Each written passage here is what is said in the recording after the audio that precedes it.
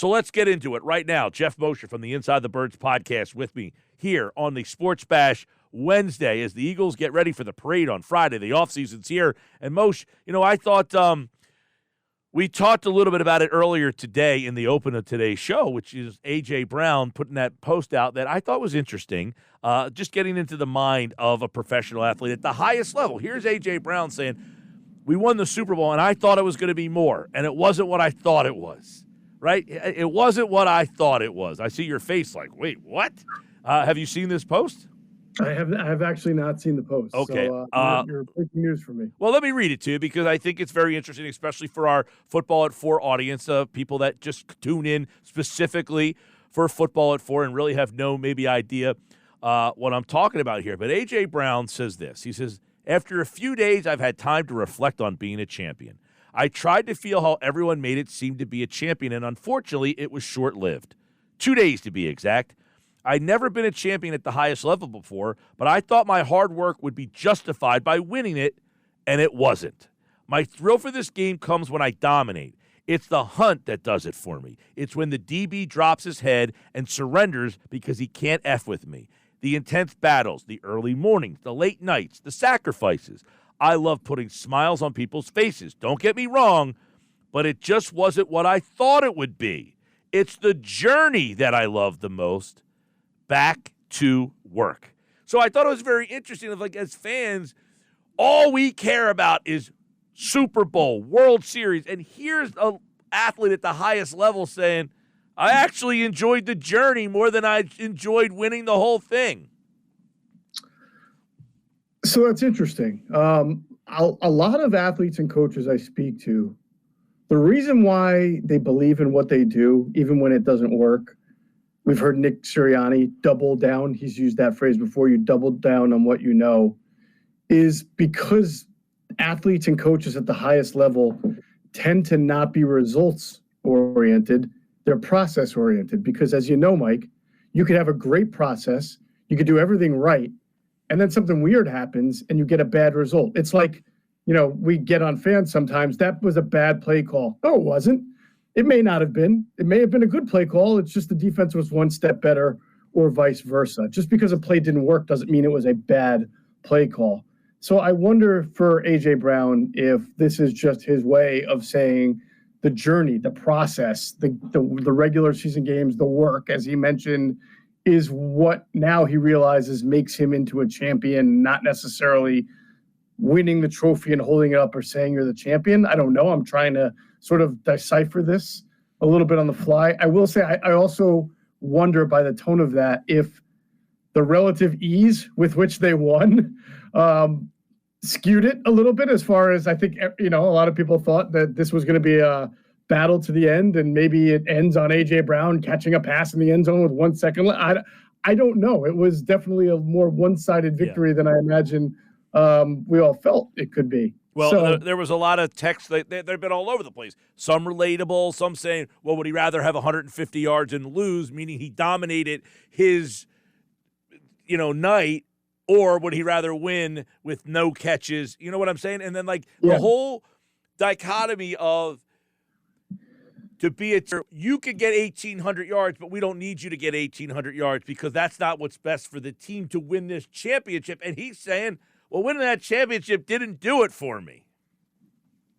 Well, then I would have to ask him, well, does winning 2 or 3 in a row quench the thirst? Or if you're truly just about the process, then it's really not about the number of championships. It's just about, like you said, the journey, coming into work every day. And I give AJBrown credit for this. And maybe this is where he's misunderstood a little bit. I think the guy works his ass off. I think he – I remember going down to well, that's another part of it, though, real quick, not to interrupt, but he's saying, I worked my ass off thinking this feeling was going to be euphoria, and it wasn't. And I'm like, man, that is wild. To say, you put this journey together hoping that the feeling would equal the work you put in, and he's essentially kind of saying, not really. If I were Howie, I'd just joke with him. I'd say, hey, if you want us to trade you to the Cleveland Browns, and you can see if maybe you take a sad sack franchise and win a Super Bowl and that feels any better, Go ahead. But no, well, I wonder if there's not anybody the- else who feels the same way, in this whole thing of, hey, I want to go where I can win a championship. And then here's AJBrown saying, well, that championship isn't going to give you the feeling that you thought it would. So go where you're happy. Maybe? I don't know. It's such a different – I mean, like think about Brandon Graham's reaction after the first Super Bowl, after the sack of Brady, after the Hail Mary falls on the ground. The guy drops to his knees, and you think of his journey, right?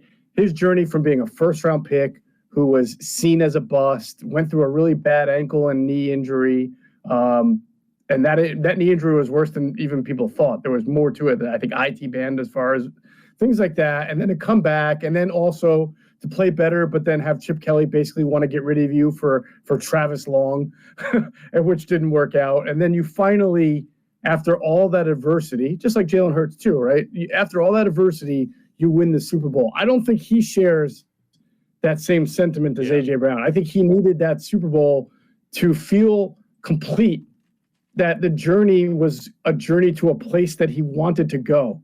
And when he got there, it felt as great as he imagined and maybe even better than imagined. But if you are going to try to extrapolate anything from AJBrown's written comments, that's a good thing that he's maybe not just satisfied with one. Maybe he wants to keep winning, keep putting the effort in, keep having the journey, and he's not going to show up next year being like, screw football. It's not as fulfilling. I mean, that's good. Some people might win it all and check out, and he won't. It doesn't seem like he's ready to do that. He did say back to work, so he's ready to go on another journey, whether fulfillment is there or not. Who will he be going on this journey with? It won't be Kellen Moore. And that's one of the things I said. You win this Super Bowl, you have this unbelievable feeling, and then 2 days later, one guy's already out the door. So it's already on to the next one. They need a new offensive coordinator. I want to get your take on Kellen Moore, the impact of him leaving, and then in your mind, is it better to appoint within, keep the continuity, the terminology, or get a new voice again?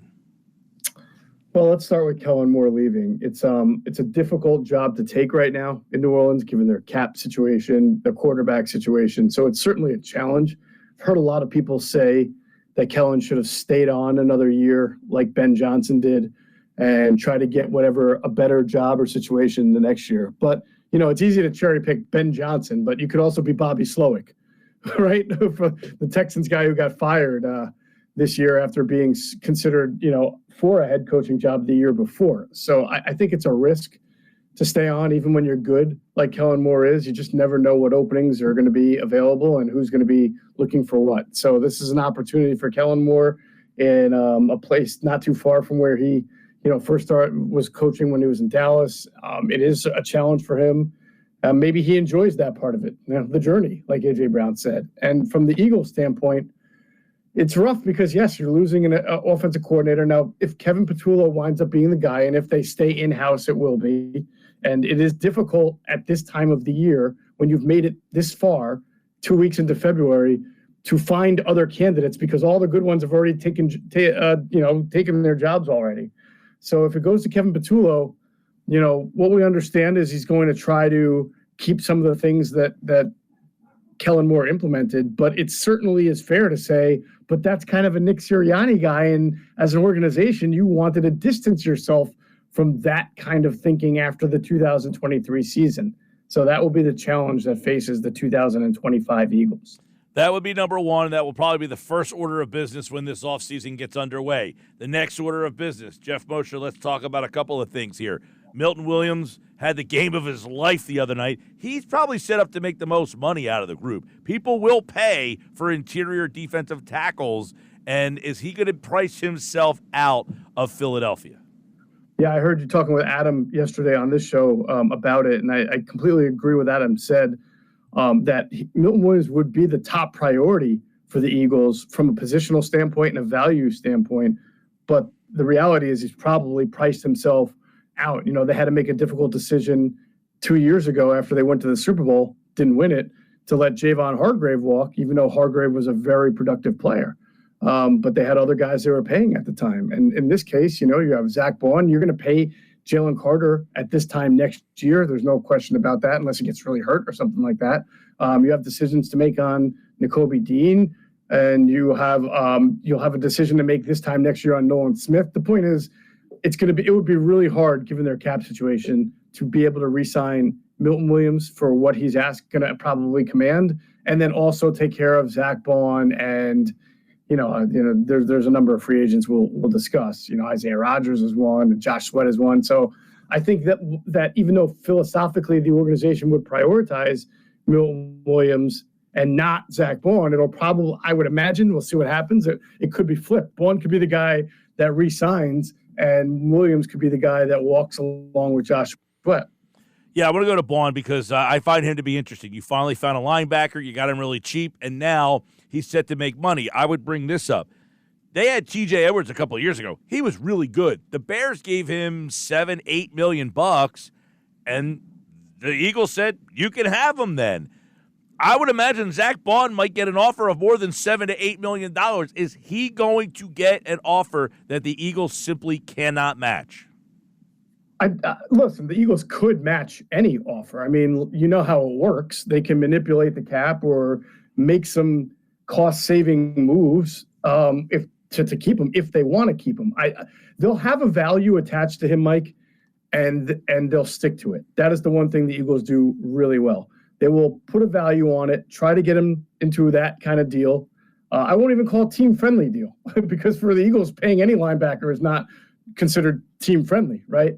The T.J. Edwards thing is interesting just because some of the things Adam and I found out over the last few weeks. We'll talk about it more with our Patreon group, but I wonder if, given the same situation, Howie would make the same decision. I think that's something that maybe he might not do. So I think that they will try to keep. I know they'll try to keep Bond. The question is, Mike, when you get into free agency, I think the market is Patrick Queen, right? $12 million, top of the market. So the market a year later always gets a little more, and this guy's coming off an amazing season. Will it get to 13? Will it get to 14? I don't know. Sometimes you think a guy's going to get a ton of money. We thought Isaac Seumalo 2 years ago was going to be he was the top guard on a lot of teams' boards, but it took him a long time to sign with the Steelers, and he wound up signing a more friendly deal than it was imagined because he had some injury history in the past that was clearly considered. Zach Bond is I don't want to call him a one-year wonder, but he's only done this for 1 year. And that could influence how teams approach him on the free agent market. I was going to ask you, are teams cognizant of, hey, this guy was as good as he was because of the team he was on? If he comes to our team, we're not getting that production out of him. I think that it's fair to say that within this scheme, he really adapted and played to the highest level. And if you made him if you put him on a team that plays a 4-3, right, is he going to play inside or outside linebacker as effectively in that scheme? I don't know. It's certainly a fair question. But there are a lot of teams nowadays that do play this template of a Fangio defense that could use Zach Bond as a stack linebacker, on-the-ball linebacker. Van Ginkel last year played a hybrid type position for the Dolphins, and he turned that into a $10 million a year contract for the Vikings, and he played really well for the Vikings. So I can imagine some defensive coordinators on teams that have money to spend saying, we will figure out a way to use him similarly and pay the money if they feel like they're going to get that for the next 3 or 4 years. Here's another question. At the time, they have everything kind of locked in. They don't have to pay Quinyon Mitchell, Cooper DeJean. They got Chauncey Gardner. They got Reed Blankenship. I guess they got to figure out what they want to do with Slay. Everybody else except for Sweat is pretty much locked up in Milton Williams. Can they pay Bond more knowing that they don't have to pay money to anybody else? Yeah, I mean, I think that sure. Like, who was it that they gave an extension to when they lost? They lost Hargrave. They wound up giving the extension to Bradbury, right? It's always a robbing Peter to pay Paul type of situation when you can. So it would, because if you're asking me, could they realistically, we know that they can do anything if they need to do it, right? But could they realistically keep Sweat, Williams, and Bond, and who's the other guy? And Becton? I would say no. It's not. You could pay all of them and then have to make other cap-saving moves that will make you worse in areas. So you have to pay the guys that you think you can agree to for reasonable deals that you're willing to pay, and then you have to let those who are just going to get blown away on the market, get blown away. And Becton, you have a guy like Tyler Steen who's played well. So as an organization, you have to say, if someone's going to give Mekhi Becton 3 years and, I don't know, like $45 million or something like that, that we can't do that dance. We have Tyler Steen for that reason. That's why we draft, offensive and defensive linemen. Talking with Geoff Mosher, let's go to JoshSweat. Kind of an up and down season. They took him, gave him a pay cut last year, and then in the biggest game, I don't know what he did for himself on the free agent market, but would you imagine that teams are going to come after him and the Eagles are going to just say, "We already planned on moving on from you"? Which name was that? I missed it. JoshSweat. Yeah, I mean, as soon as they gave him the pay cut, Mike, I think that signaled the end. And then he went and got Drew Rosenhaus recently as his agent. I think he knows that his time is up here with the Eagles, but he still has the opportunity to probably get himself a pretty good 3-year deal somewhere. But the Eagles have Nolan Smith. They have JalenHurts Hunt. They'll have to figure out what they're going to do with Bryce Huff. It's hard to see him being back on the team, but they'll keep drafting the edges. Yeah. You know what I see? You know what I see happening? Sweat goes, Graham decides to play another year, and it's a Brandon Graham, JalenHurts Hunt replacing JoshSweat. And you know what? And of course they'll draft the guy. And if they do that, they're probably going to be okay. They're, as long as you got JalenCarter, you got Moro Ojomo who's going to take a big step. You'll bring back Jordan Davis. It's all about your 4-man rush. It doesn't matter what it looks like, but they'll have 4 guys that they can throw at the quarterback. Sure. And I think Hunt getting thrown into the fire and then probably exceeding any expectations has to have them say, you know what, we like Sweat, he had a great game, but we drafted this kid and he showed us he can handle it. We can afford to let Sweat walk and give this guy a longer leash. But I would imagine that will be the difficult decision that they feel that they can make, will make. It wouldn't shock me if they drafted an edge rusher somewhere in the first 3 rounds, and if that person has the ability to contribute 20%, 25%, or the way JalenHurts Hunt did, that just adds to the mix as well. They've drafted well. I mean, JoshSweat was a 4th-round pick. JalenHurts Hunt was a 3rd-round pick. Milton Williams was maybe the best 3rd-round pick since Brian Westbrook. Well, a guy who was a 1st-round pick was Mekhi Becton, and I think you kind of hinted at it. I don't know. Do they want to bring him back and keep this offensive line together? They feel good enough about Tyler Steen to just say, hey, Becton, great 1 year, won a Super Bowl, c'est la vie. Yeah. No, I mean, again, even when the Eagles let guys go, like they did with Javon Hargrave a couple of years ago, I keep coming back to that. I mean, there are other players that they've let go as well. It's not because they didn't want them back or didn't try to get him back. They want everybody back. And if everybody's willing to play a little bit of give and take team-friendly deals, then it works out. But, Hargrave made huge money. Even Sayamalo, even though it wasn't what we expected, made good money. TJ Edwards is a guy I think that they felt they would redo it if they had a chance, because it's not like TJ Edwards made huge money, but the Eagles did make him an offer. He just got a better one from the Bears. Marcus Epps the same way. He got a good money. 3 years, $19.5 million with a $4.5 million signing bonus, 7.9 guaranteed for TJ Edwards. Yeah, I remember saying it at the time. That was not the deal that we all thought TJ was going to get. We thought he was going to get more. His history as an undrafted free agent came back. I swear, if you're an undrafted free agent who does well in this league, it really hangs over you. Look at Cam Curl. Remember him, the safety for the Commanders? Sure. He was a really good player for the Commanders. And there was a thought that he was like the 2nd or 3rd best safety last year on the free agent market. That guy was available like 5 weeks in a free agency and signed a 1-year deal with the Rams because he was a guy who was a rookie free agent and he didn't have a lot of interceptions. He was a good player, though. And he was a good player this year. But that stuff, it makes it harder for you to really get an amazing deal. Somehow Bryce Huff got one, but because he's a pass rusher. And he had the stats to be able to back it up. You're a pass rusher, that doesn't count against you as much. So yeah, back to the T.J. Edwards thing. I think it'll be interesting to see the Eagles' approach to Zach Bond. I think they'll be willing to pay more than they ordinarily do for a linebacker. But again, if some team comes along and says, well, the Patrick Queen money is $13 a year, we're going to give this guy $16 a year, I'm not sure the Eagles are doing that dance. All right, Geoff Mosher, those are the four big free agents. They're all on the defensive side of the ball. They've also got Fred Johnson, Avonte Maddox, Rick Lovato, Kenny Gainwell, Oren Burks, interesting, C.J. Uzuma, Jack Driscoll, Nick Gates, LaRaven Clark. Is there any of the other free agents that you think they will value or target to bring back? Rodgers is a guy that I think if depending on what happens, with Slay, right, that you might be able to bring back on a decent deal. I mean, he did well when he filled in for Slay, and I don't know that he's going to go out there and get top of the market money, right? He didn't play that much. He was a guy who was suspended 2 years ago, so that's a guy I could see them, making a better effort to keep, especially with if they don't want to move DeJean outside. Or even if they do and they want to have Rodgers play nickel. He played dime, so they started to move him inside a little bit, which he hadn't done before. So that's a guy I could see them saying, we can retain him and it's not going to cost us a huge amount of money to do so.